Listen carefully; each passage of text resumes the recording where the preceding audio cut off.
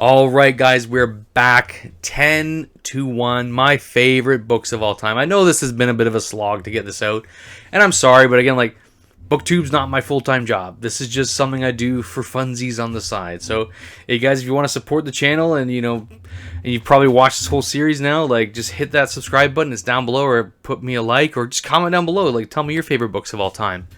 So, let's get into this list without further ado.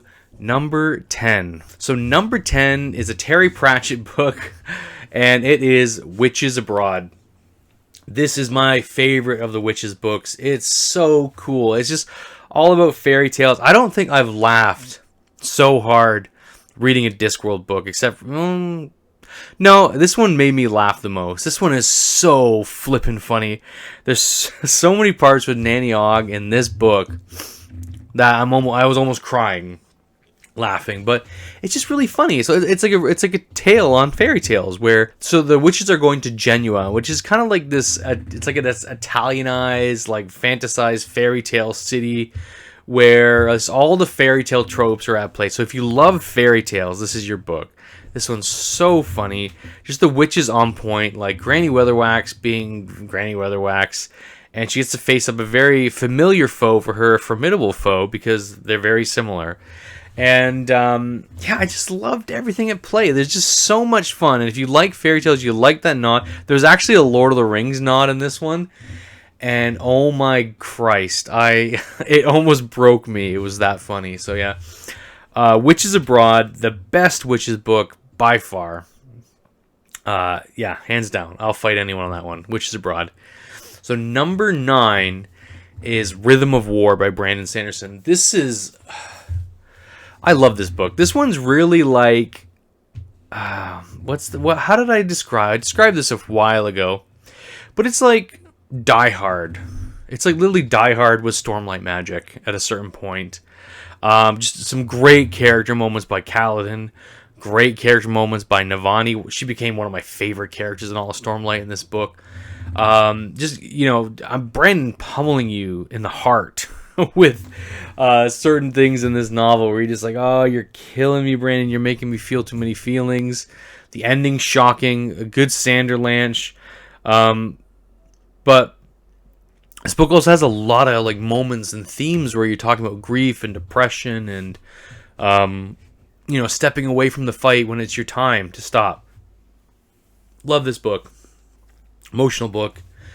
And I can see why some people might not like it just because of it's huge. It's a huge book. There's a lot of things I didn't like about the book, but the pros outweigh the cons. Again, I just don't like Shallan. She sucks. And I don't love Shadesmar. I don't find it that interesting, but everything else, awesome. So, yeah, Rhythm of War at number 9.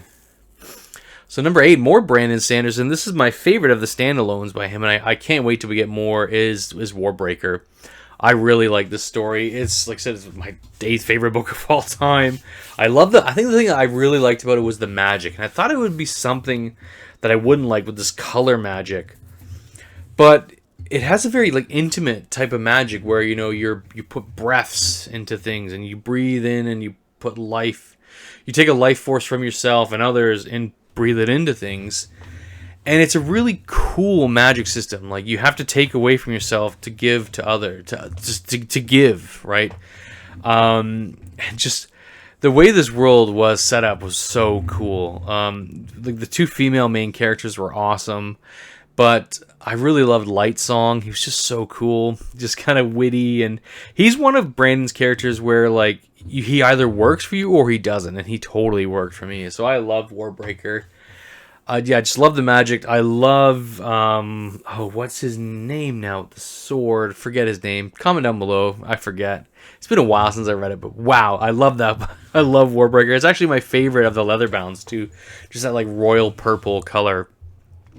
Great book. If you haven't read it, Warbreaker, it's fantastic. Number 7. So this is going to shock some people because it's higher than its sequel. And I think it's rightly higher than the sequel. And that's The Hobbit. I love The Hobbit. It's one of the first like fantasy books I read after Aragon. Aragon was a book that got me into fantasy. But then I got into The Hobbit. And then I just went straight down the Lord of the Rings tunnel after that. But The Hobbit is such a cozy book, and it really kind of emphasizes that, you know, the little things matter in life, and that little people can make a big difference. And, you know, especially with Bilbo, he's such like a hopeful character, right? This is true fantasy where, yes, there's deeper meanings, but it's really about the little guy going on an adventure, saving the world, or making a difference in other people's lives, and going home and having a happy ending. And he gets his adventure, but he gets his life back at the same time, right? Obviously, he's changed along the way. No, you don't just go on an adventure and come back the same. But it's a change that needed to happen for Bilbo Baggins. It's a wonderful story. It's such a hopeful story. And this is why I like... Well, I'm not a major fan of grimdark fantasy, is because I read fantasy for escapism, right? And The Hobbit is that, you know, life can be hard enough sometimes, right? And The Hobbit is hope, right? And I just really love it. I just love the idea of like this country man who loves food, loves his tweed jumpers and, like, you know, jackets, smoking jackets, right? And just wants to get home to like be sitting in front of a fire and eating some cakes and stuff like that. I don't know. That's like the life I want. So I don't know. I love The Hobbit. Number 7. So number 6. Number 6. This could be, like, I think, you know, from any of these 10, you probably could rearrange them all, really, but and I'd be fine with any of the books in any order. But number 6 is Enemy of God, book 2 in the Winter King series. This book is stunning. This book is an absolute masterpiece. There's not a dull moment, I don't think. Durfel just gets put through the ringer. It's also like the height of Camelot, and then the lows of Camelot, and then, wow, this book is one of the best. It's one of my favorite books of all time. One of the best book in the Winter King series, or the Winter King. But it's an absolute masterpiece. I don't think Bernard Cornwell put a toe out of line in this book. He just wove a story that was so compelling. And if you're scared of kind of reading this book, do the audio. The audio by Jonathan Keeble is absolutely transformational. It's a better story with him narrating it. So yeah, it's so good. The Enemy of God it's a wonderful book. You need to read it. It's like I said, it's a different kind of historical fiction because we don't really know if Arthur was a real person, right? Especially at that time after Rome fell, and I think a century later. Just don't have a lot of like historical records because the Romans kept great records, but after Rome fell, those records kind of stopped. So we don't know if Arthur was maybe a real person. I think Tolkien wrote some papers on Arthur. I haven't read them, but if Tolkien believes he's a real person, then I'd probably be inclined to believe it. But so anyways, total sidetrack there. Sorry, but The Winter King, unreal book. So good. But The Enemy of God is the best one by far. That series, it's unreal. So yeah, number 6, Enemy of God. All right, so number 5 is The Way of Kings by Brandon Sanderson. I don't want to say that this book is the pinnacle of the Stormlight Archive. It's my favorite book in the series, but he sets such a tone in this book, and he starts it off on the rightest of foots, where he does this kind of sports theme or game, not sports theme, but like sports team theme, right? Where the team has to kind of unite. You get introduced to these characters like Shallan, who I didn't hate in this book, Kaladin, Dalinar. They're all dealing with their own problems, but they all kind of connect together. And this wider world, this amazing magic system with this amazing armor and weapons, and some crazy villains and some very interesting characters like Taravangian. But this story, he did such an amazing job. Like this could be in someone's head is super impressive. And that he could write it down was even more impressive. But The Way of Kings is a fantastic book. It's well worth the read. I think it's my favorite. It's the best in Stormlight Archive. We haven't seen book 5 yet. I don't know how well that's going to be received. I think with kind of Brandon, the more he's kind of gone on as a writer, and he just keeps putting all these wider Cosmere stuff, the less I like it, but that's just me. I really liked, like I said, it's if my order, I think it's like Way of Kings, Rhythm of War, Words of Radiance, Oathbringer right now. But Way of Kings, unreal book. Read it. It's so good. You'll not regret it. You'll love the series, and that's why there's like diehard fans for this series, right? Love the Way of Kings. Love, Stormlight Archive. Just the magic system is so cool. Really cool. And I like the idea of oaths. So, yeah, number 5, Way of Kings. And number 4 is the last Wheel of Time book on here, and that is The Shadow Rising. Recently reread that with our group. We're doing the big, great Wheel of Time reread. And it just, again, further cements it into my mind why this book is just where it should be. There's so much stuff that happens that I love. The Red Door, the Waste, Rudion. I'm just going to throw words out here. The Two Rivers. It's just Perrin. Golden Eyes. I don't know. It's just, this book has needed character development for the other characters that needed catching up. After, Rand had book 2, Perrin and Matt. Well, I guess more Perrin. Well, Perrin and Matt shared book 3 a little bit.